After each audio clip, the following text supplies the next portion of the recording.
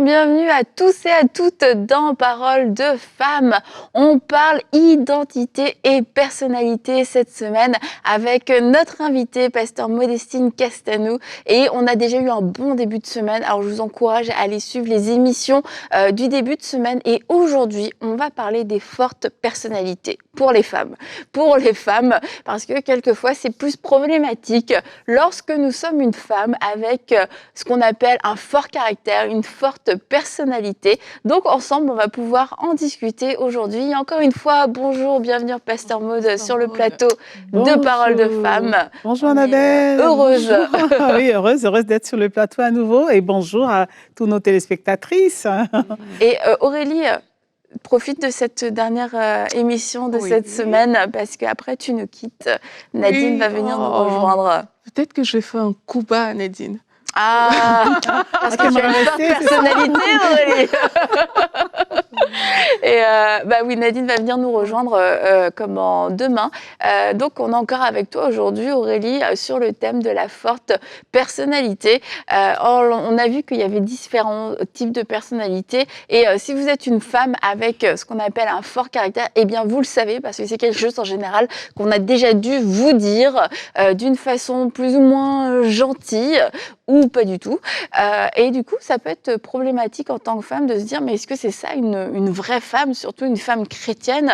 Est-ce que c'est normal que j'ai des idées, que j'ai des opinions, que j'ai une voix pour porter mes opinions et que je trouve que mes idées sont bonnes et que j'ai du mal à me fondre dans la vie publique? Je trouve que j'ai quelque chose à apporter et quelquefois, en tant que femme, on a du mal à trouver sa place parce que c'est pas là forcément où on nous voyait. Et alors, on ne veut pas du tout avoir des discours féministes, mais on a vu que Dieu appelait les femmes, et dans les femmes que Dieu appelle, oui, il y a des femmes qui ont ce qu'on appelle cette forte personnalité. Oui. Alors, est-ce que c'est une mauvaise chose ou pas? Alors, c'est vrai que quand on parle de forte personnalité, alors lorsque c'est un homme, les gens vont il a du charisme. Voilà, il a du charisme, c'est un peu flatteur comme ça. Mais lorsqu'il s'agit d'une femme, alors la femme, des fois, un peu désaxée, un peu perdue, parce qu'elle peut prendre ça comme un handicap, et la femme va culpabiliser, alors qu'il n'y a pas quelque chose de négatif dans la forte personnalité. En fait, ce qu'on va appeler forte personnalité, on en a parlé tout à l'heure un peu avant l'émission, n'est-ce pas? On va vous dire de quoi on a parlé, mais en fait, en disant juste que la personnalité dominante, c'est quand même une personnalité qu'on va tout de suite observer, en fait. On va juste remarquer, c'est une personne qui est plutôt fonceuse. Lorsque c'est une femme, elle est fonceuse, elle est tête brûlée, elle n'a pas froid aux yeux. Voilà. C'est quelqu'un qui vraiment est extraverti, qui va dire ce qu'elle pense. Elle va vouloir également donner un peu des ordres parce qu'elle a des objectifs à atteindre. Là. Lorsque ça vient d'un homme, on dit que c'est naturel, c'est normal, c'est un homme. Mais d'une femme, alors déjà les femmes autour ont du mal à comprendre cela ou à accepter, mais encore moins les hommes. Donc ça peut vraiment, à un moment donné, créer des frustrations ou simplement la femme sentir coupable, en fait, sentir une forme de culpabilité. Donc ça peut être problématique. Mais à la base, il faut quand même comprendre que ce n'est pas un handicap d'avoir une forte personnalité. Voilà, je pense que c'est la première chose à établir, voilà. Ce n'est pas un handicap. Voilà. Et ce n'est pas non plus, comment on dit, ce n'est pas incompatible avec le fait d'être une femme. Il y a différents types de femmes avec différentes personnalités. Et on peut être une femme à part entière, une épouse aussi et une mère à part entière. Et en plus de ça, une bonne épouse et une bonne mère, tout en ayant toutes ces caractéristiques, en étant une fonceuse, en n'ayant pas peur de dire ce qu'on a à dire, que ce soit devant des hommes, devant des femmes, devant tout type de personnes. Et on peut vraiment être une femme selon le cœur de Dieu. Tout à fait. Ça, je crois que c'est quelque chose d'important tout de suite à établir pour commencer la discussion. Oui. Et je pense aussi que c'est sûr que chaque personnalité a ses forces et ses faiblesses. Et quand on met l'accent sur les faiblesses, c'est sûr, on va voir que peut-être elle est rentre dedans, ou bien ce genre de choses. Mais quand on met aussi l'accent sur les forces, mais là, on sait mieux valoriser. Là, on parle de servir Dieu avec sa forte personnalité. Et c'est où est-ce que la force de cette personnalité va s'orienter? Je crois que c'est ça qui va nous aider. Lorsque je regarde, par exemple, l'histoire de Esther, Là, je vais parler de 2 hommes, hein, Aman et Mardoché. Et c'est 2 hommes pour moi qui ont 2 fortes personnalités, mais la façon dont l'un l'a utilisé, c'était orienté vers l'orgueil. La façon dont l'autre l'a utilisé, c'était orienté vers les intérêts de Dieu. Et quelquefois, c'est canaliser notre personnalité vers ce qui est bon, qui va nous aider à la sanctifier en fait.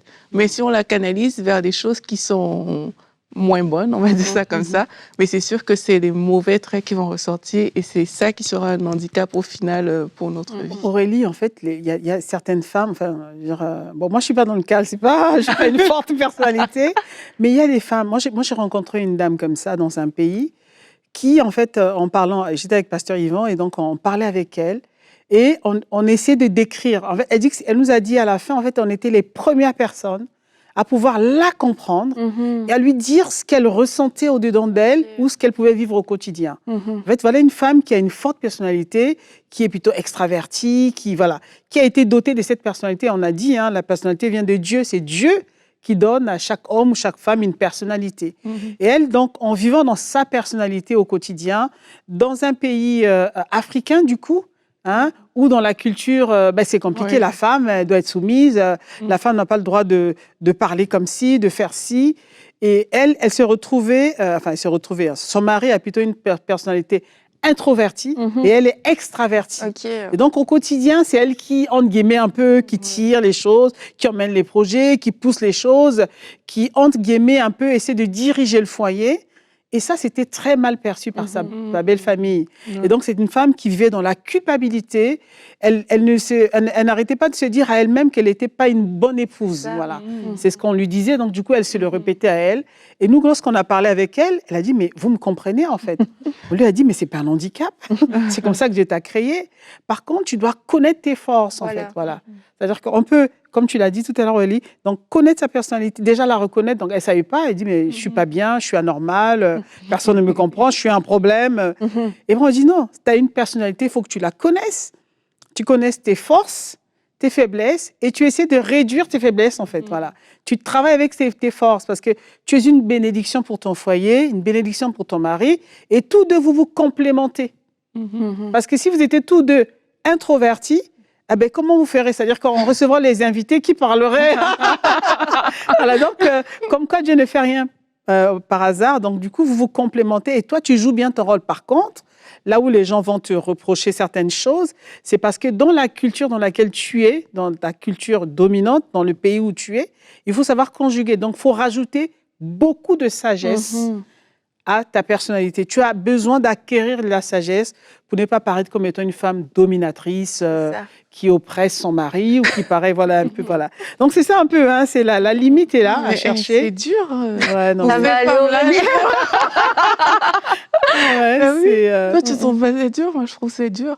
Oui, je trouve ça difficile parce que aussi il y a des attentes et la manière dont on est perçu, dont la femme peut être perçue et c'est quelque chose qu'il faut gérer quand même parce que ça va avoir des incidences sur tout. Ça ne veut pas dire qu'on se plie au regard des autres, mais c'est de faire la différence entre voilà qui je suis et j'assume, mais en même temps je dois faire preuve de sagesse. Et quelquefois cette sagesse, surtout quand on a une forte personnalité, on se dit mais attends, soit je suis comme ça puis je suis comme ça, faut m'accepter. Mais c'est un peu comme dans toute forme de personnalité, il y a des choses qui ont besoin d'être raffinées, qui ont besoin d'être purifiées, d'être sanctifiées.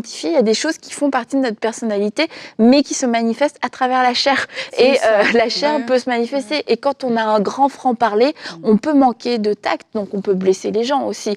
On peut aussi parler au mauvais moment. Et ce qu'on a à dire est très important, mais parce qu'on veut absolument le dire à ce moment-là, on va pas être reçu. Et c'est d'avoir aussi cette réflexion, qu'est-ce qui est de la chair, et de deux, c'est quoi le fruit de mon attitude. Et quelquefois, on veut tellement s'imposer parce qu'on veut pas être mis dans une boîte qu'on risque d'y aller avec nos propres forces et de le faire à la manière du monde où qui va parler le plus fort, qui va s'imposer le plus fort. Et en tant que femme, c'est encore plus délicat Et c'est là où on doit aussi compter sur la grâce de Dieu et sur la faveur de Dieu pour qu'il nous introduise au bon moment, de la bonne façon, pour que ce qu'on a à dire d'intelligent soit entendu. Et quelquefois, on va gaspiller, on va jeter nos perles au pourceau parce qu'on a parlé au mauvais moment et de la mauvaise façon. Tout à fait. Et une chose aussi que j'aimerais dire par rapport à ça, c'est que le fait de savoir que toi, tu as une forte personnalité et que la personne en face a peut-être une personnalité totalement différente, ça va aider. Je le dis parce que moi, ça m'a aidé. Bon, moi, je suis D sur le disque. Et le fait de savoir que, OK, une personne qui est différente de toi, voici comment cette personne va percevoir ta façon de rentrer dedans et tout. Mais ça, en tout cas, moi, ça a changé beaucoup de choses parce que ça m'a permis de prendre du recul. Elle s'entraîne avec moi. Ah ouais. Ah ouais, non, mais c'est important. Hein. Alors, c'est vrai qu'on est tous différents. Hein. Même avec deux personnes avec qui ont la même personnalité, on va dire, mais ces deux personnes, si elles n'ont pas reçu la même éducation, on verra quand même des disparités. Quoi, là. Il y aura une différence qui sera là, notoire. Et donc, apprendre à connaître les autres, à se connaître soi-même et aussi à comprendre les autres. Parce que nous, on peut tomber facilement dans le jugement parce qu'on voit que l'autre est différent. On voit une femme qui est entrepreneur, qui fait des choses, qui parle. On dit, oh là là, elle exagère, elle veut dominer les gens. En fait, on rentre dans l'interprétation alors que non, c'est juste une personnalité qui s'exprime, qu'elle soit parfaite ou pas, qui est peut-être en construction aussi. Voilà, on est tous des êtres humains, donc Dieu nous construit au fur et à mesure qu'on avance avec lui, n'est-ce pas? Il y a cela. Et pour cette femme qui a la forte personnalité, vraiment, donc comprendre que ce n'est pas un handicap et en fait, le point crucial, en fait, hein, ce à quoi Dieu deal avec nous, c'est souvent notre cœur. Et moi, je le dis souvent, je le dis tout le temps. Lorsque tu as une personnalité, qu'est-ce qui t'influence? Avec quoi t'exprimes-tu? Sous quelle influence es-tu? Si tu es sous l'influence de Dieu, si tu es sous l'influence de l'amour de Dieu, alors ta forte personnalité sortira, mais elle va construire les autres. Voilà. Mais si tu es sous une autre influence, sous l'influence de la colère, de la haine, de genre, ils sauront qui je suis, toutes ces choses qu'on entend souvent, eh bien forcément, la manière dont ta personnalité va s'exprimer, en tout cas pour la femme, mais ça va se voir, ça ne sera pas positif, tu auras un impact négatif. C'est ce qu'on appelle les femmes qui ont le syndrome de Jézabel, en fait, quelque part. Excusez-moi. Personne n'a ce syndrome-là. C'est ça, en fait. On voit une femme comme ça dans la Bible. Vous allez dans le livre Un roi. Alors, j'avais noté le chapitre tout à l'heure, mais j'ai oublié, c'est pas grave. Lisez tout Un roi, quoi. Tous les chapitres d'Un roi. Vous allez apprendre cette histoire de Jézabel, qui est une femme qui avait une forte personnalité, en fait. Hein. Elle a marié un roi. Voilà, donc, déjà, un roi, normalement, c'est quelqu'un qui a une position, donc qui est censé être influent. Mais cette femme avait quand même une forte personnalité. Sa personnalité était plus dominante et son mari était plutôt genre introverti. Le roi Akab, on le voit, il va aller demander une faveur à une personne. Et la personne ne lui donne pas ce qu'il veut, et il rentre chez lui pleurer. Voilà, il rentre chez lui bouder. Et sa femme lui demande, mais qu'est-ce qui ne va pas? Et donc, il explique à sa femme, voilà, j'ai demandé, je vous pousse à aller lire toute l'histoire de Jézabel. Et Jézabel s'énerve, parce qu'elle est dominante, dit, quoi, c'est toi le roi? Comment il t'a manqué de respect? Comment ça se fait?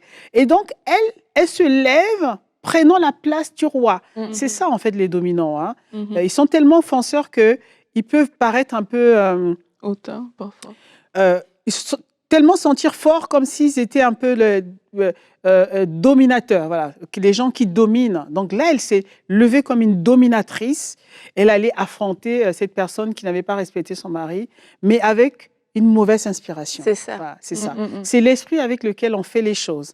On peut avoir une forte personnalité, mais si l'esprit derrière qui nous anime, donc quand tu disais les œuvres de la chair, ben, ça va tout brouiller. En fait, au lieu que cette personnalité devienne une bénédiction, ça va devenir une malédiction. Et Jézabel a attiré la malédiction sur son foyer, sur son mari, sur elle-même, voilà, et sur ses enfants. Elle a vraiment, littéralement, conduit toute sa famille dans la malédiction. Dieu l'a jugé, a jugé son mari, voilà. Donc c'est pour dire que forte personnalité c'est bien, mais attention.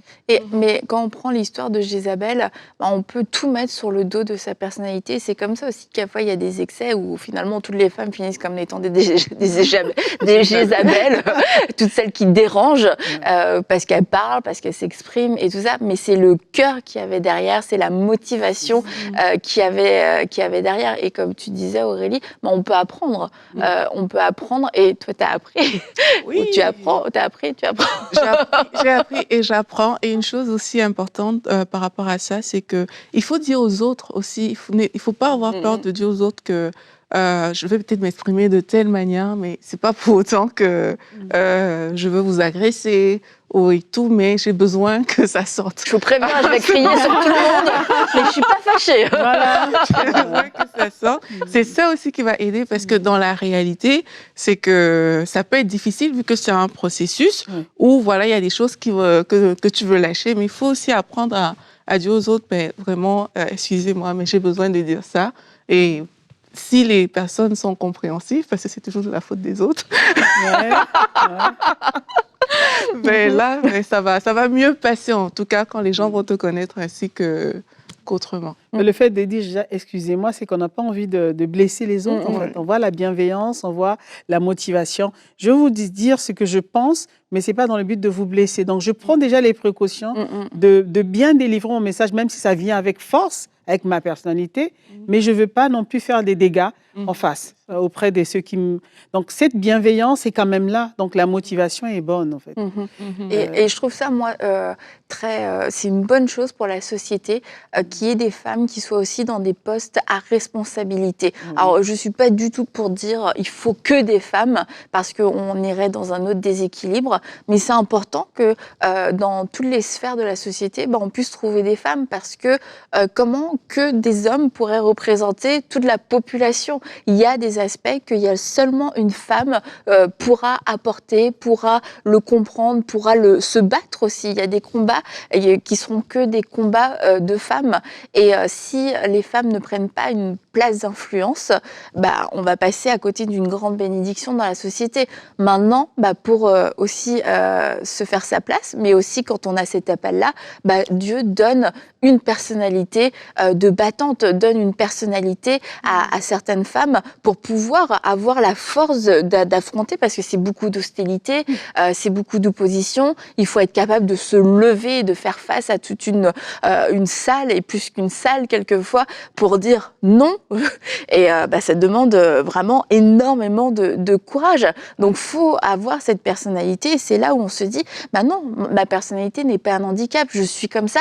À quoi ça sert? À quoi est-ce que cette personnalité doit être utile? Quel est le fruit que ça doit porter, plutôt que de lutter avec et d'être tout le temps à contre-courant, comme Joyce Meyer qui essayait de parler avec eux, qui essayait de changer sa voix, qui essayait de devenir sa voisine, la femme de son pasteur.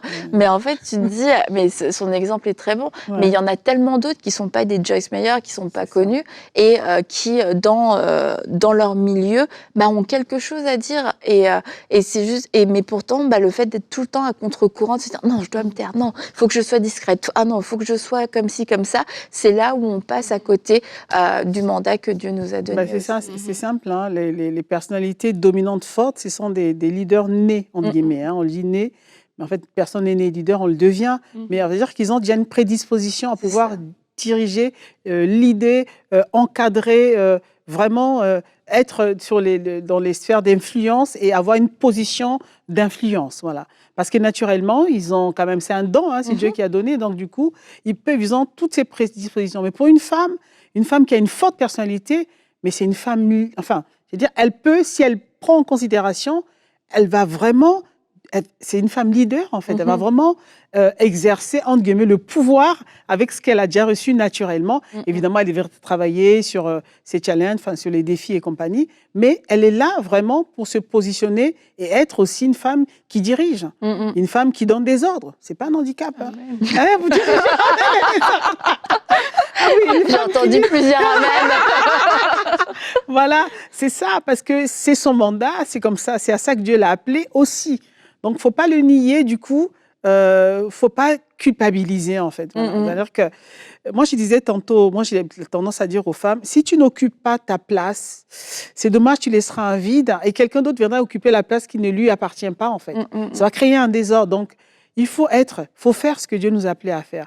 Si tu as une forte personnalité, n'hésite pas de te lever, d'oser, parce que la fête personnalité ose, d'ouvrir des nouvelles brèches, d'entreprendre, de diriger, voilà.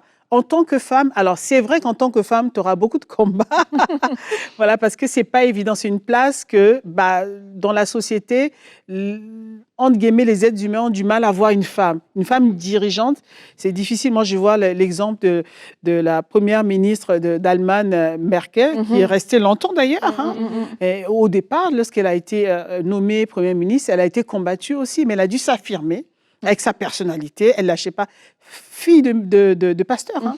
Elle a bien, je crois qu'elle a bien reçu la parole de jeunesse, le mandat de domination. Elle n'a pas baissé, elle a appliqué, voilà. Elle était là avec son style, avec ses vestes colorées à chaque fois. Je dis, mais comment elle porte les mêmes vestes à chaque fois? Non, mais c'est son style. Elle avait dit à ce propos-là, mais pourquoi vous remettez mes vêtements? Et elle avait dit, je paraphrase totalement, je veux pas qu'on parle de mes vêtements. Il y a d'autres choses de plus importantes de ce que je fais. Donc, ça, c'était secondaire. Wow. Mais ça allait vraiment avec toute la personne. Exactement. Franchement, vous savez, quand vous êtes une forte personnalité, vous n'avez pas besoin de l'approbation des autres pour avancer. Moi, je trouve que c'est vraiment... c'est un acquis, enfin, pas un acquis forcément, mais c'est un plus. Ne pas s'occuper de ce que les gens disent de vous pour avancer, c'est génial. Et évidemment, dans le lieu secret, il faut quand même écouter les autres tranquillement, analyser, prendre les bonnes choses et avancer. Et c'est bien. Et une femme comme Merkel, si elle ne s'était pas levée en disant que je suis une femme, mais l'Allemagne ne serait pas bénie parce qu'elle a quand même fait des grandes choses dans ce pays. Hein. Il y a eu des avancées. Je ne vais pas lire, on n'est pas dans une émission politique. Mais en tant que femme, elle était là. Je pense qu'elle a apporté un peu de douceur dans le monde des hommes, là. Elle était là, elle a fait sa part. Et ça, c'est une bonne chose. Donc, on est là aussi, quelque part, pour encourager les femmes. Mais la motivation. C'est pas de ressembler aux hommes aussi. Oui, non, voilà. Non. Mais c'est pas de ressembler à un homme, parce que je vais te laisser le point si tu veux. Mais je voulais aussi dire que... bon, je ne veux pas me faire d'ennemis, mais quelquefois, le combat, ça va être un combat pour laisser la place à la femme. Je ne dis pas que c'est forcément un mauvais combat, mais en tant que femme, je pense qu'il faut qu'on prenne notre place. Oui. Et quelquefois, on combat pour faut nous laisser la place, et ça vaut pour toutes les causes, en fait, enfin pour beaucoup de causes. Mais comme une femme comme Angela Merkel se lève, comme Déborah s'est levée, voilà, je veux dire, l'histoire parle pour elle-même. Tout à fait. Et il peut y avoir des manifestations, des révolutions et tout ce qu'on veut. Mais à un moment donné, dans là où on est, si on commence à se lever avec sagesse et avec humilité, mais qu'on le fait, en fait, il y a des choses qui vont naturellement se mettre en place. Je ne dis pas qu'il ne faut rien faire pour la cause de la femme, mais il ne faut pas juste se battre pour donner la place à la femme, parce qu'à un moment donné, il faut que la femme, tout simplement, prenne la place aussi. Ce que tu dis est formidable, Annabelle, parce qu'en fait, tu parles de Déborah.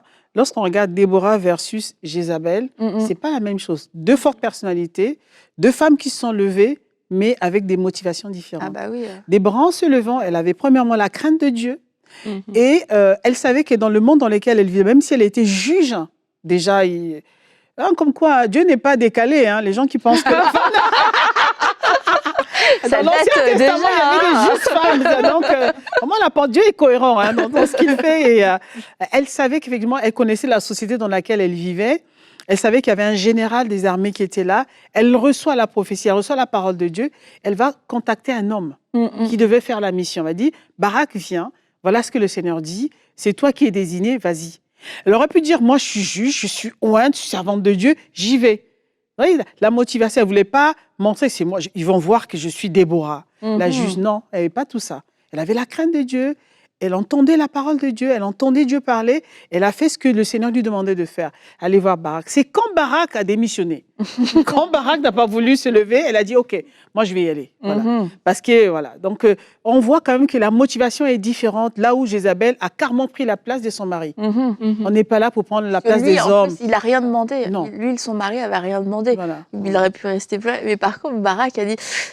il faut que tu viennes. Un homme a dit, il faut que tu viennes, on a besoin de toi. Et comme tu disais, Aurélie, par contre, le combat, enfin, non pas le combat, mais le chemin pour pouvoir prendre sa place en tant que femme, c'est pas de ressembler à un homme et ni de diriger comme un homme. Non, effectivement, parce que comme Pasteur Maud aussi l'avait dit, chacun de nous est unique, chacun a sa personnalité. Et c'est vrai que peut-être les modèles auxquels on a été habitués dans certaines fonctions, ce sont les hommes, mais c'est justement pas pour reproduire ce que cette personne fait que tu es là, c'est pour affirmer ta personnalité, ton appel par rapport à ce que Dieu a dit de toi. Donc oui, il peut parfois avoir dans des contextes où peut-être tu n'as jamais vu justement les choses se faire, tu as toujours vu des hommes à certaines responsabilités, mais on revient vers Dieu encore.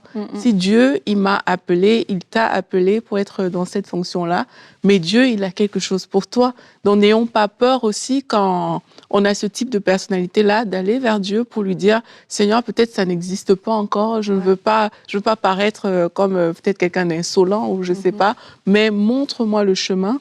Et la force, justement, que Dieu a donnée aux personnes avec une forte personnalité, c'est de pouvoir foncer. Et quand Dieu donne ce chemin, mais il ne faut pas avoir peur d'avancer non plus et de foncer sans chercher à ressembler à qui que ce soit. Rapidement, puisqu'on arrive à la fin, Aurélie, j'ai encore une question pour toi aujourd'hui dans Allô les filles, parce que c'est un problème qui peut se retrouver dans le monde professionnel. Comment obéir à des ordres avec lesquels je ne suis pas d'accord, demande Claudine de France.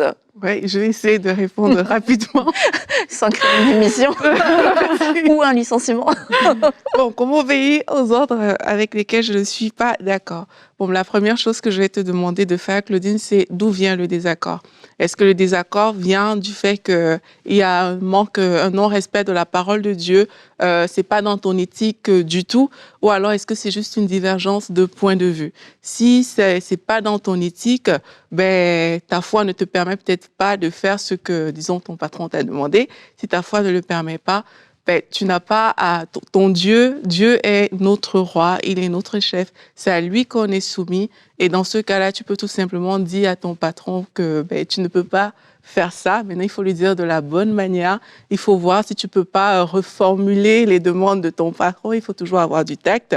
Maintenant, si c'est juste une divergence de point de vue, la Bible nous dit dans Proverbe 25, au verset 8, « Ne te hâte pas d'entrer en contestation de peur qu'à la fin tu ne saches que faire lorsque ton prochain t'aura outragé. » Et dans Matthieu 5, au verset 25, ça dit « Accorde-toi promptement avec ton adversaire pendant que tu es en chemin avec lui, de peur qu'il ne te livre au juge, que le juge ne te livre à l'officier de justice et que tu ne sois mis en prison. Je te le dis en vérité, tu ne sortiras pas de là que tu n'aies payé le dernier cadran. » Donc, ce que je veux dire en lisant ces versets, c'est que si c'est une divergence de point de vue, je t'encourage à ne pas te précipiter dans la guerre, les combats, les attaques inutiles. Essaie de comprendre la raison et l'intérêt derrière l'ordre qu'il t'a donné. Si l'intérêt dépasse ta propre personne, mais tu peux te soumettre, tu n'as pas besoin d'aller en confrontation. Évalue le coût du combat. Si à la fin de la journée, c'est toi qui es responsable, dans ce cas, une fois de plus, va sur le chemin de comment est-ce qu'on peut faire pour que ça tourne en ma faveur. Si c'est pas toi qui es responsable, soumets-toi, ravale ta salive et essaie de parler à ton responsable. Accepte de te soumettre à cet ordre-là en comprenant qu'il y a des choses qui nous dépassent. On peut ne pas être d'accord avec tout, mais parce qu'on est dans une organisation, c'est les intérêts de l'organisation priment sur nos intérêts personnels. Et on n'est pas obligé d'être d'accord pour obéir. C'est pas une condition sine qua non. Voilà, je voulais juste dire, c'est Aurélie, là. Claudine, pardon, Claudine, Aurélie. Claudine, tu dois ton obéissance à Dieu et ta soumission à ton patron. C'est-à-dire que là, dans le mot soumission, il y a respect. Tu dois respecter ton patron parce que c'est lui qui te paye. Et voilà, donc en fait, on peut bien, avec respect, dire non à quelqu'un. Mais on dit oui à Dieu et on dit non à ce qu'on me demande de faire qui est contraire à ma foi, à ma marche avec le Seigneur. Mais avec respect, tact, sagesse. Eh bien, merci beaucoup Aurélie, merci d'avoir été avec nous pendant ce début de semaine. On va retrouver Nadine demain, Pasteur Maud sera encore là et on parlera des personnalités réservées et discrètes. Donc à demain dans Parole de Femme.